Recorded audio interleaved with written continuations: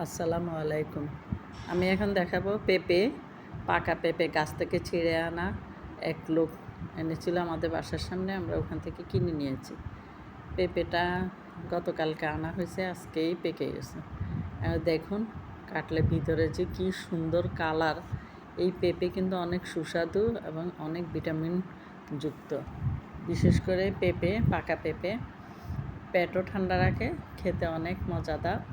যে আমি কেটে নিয়েছি, খোসা ফেলে পিস করে নিয়েছি এবং সবাইকে দিচ্ছি। এটা নাস্তা হিসাবেও খাওয়া যায়, যখন তখন খাওয়া যায়। এই পাকা ফলটা আমার যে এত পছন্দ, আমি জানি না কার কেমন লাগে, তবে আমার অনেক পছন্দ। এটা খেলে অনেক শান্তি লাগে, তৃপ্তি লাগে। জুস করেও খাওয়া যায়, কাঁচা তো রান্না করে খাওয়া যায়, পাকা জুসও খাওয়া যায়, এমনি কেটেও খাওয়া যায়। এই দেখুন অনেক মজাদার একটা ফল, কালার অনেক সুন্দর।